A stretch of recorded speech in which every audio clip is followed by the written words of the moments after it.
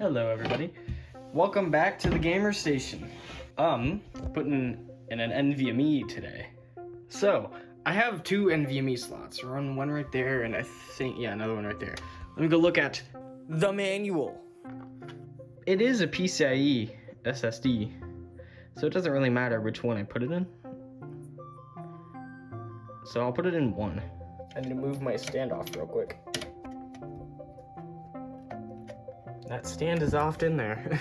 Let's see if I can't do this with one hand. There we go. The screw, I definitely do not want to lose this little tiny thing. Okay, I've decided to take out my graphics card because I cannot get my fingers into there.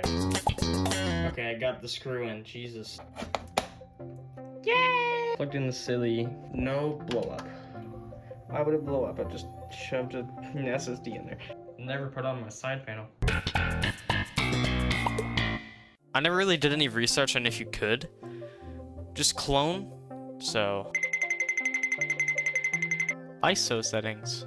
Ah. This drive doesn't have enough space. 2.07? Oh my god! That's funny. Which drive? Give me that. I want that. I can't change them. I don't want to back up my D or my E drive. Macrium Reflect. So now I'm copying from my ADATA SSD to my CT500 P3 SSD8, my NVMe drive. Dismounting drives. Oh, never mind. I read that wrong. Okay. Hopefully it shouldn't take this long. Or that long. Oh. Oh, 2%. Let's go. I used Macrium Reflect to copy from this SSD to this new one. And it worked, and I'm in Windows, and it's working.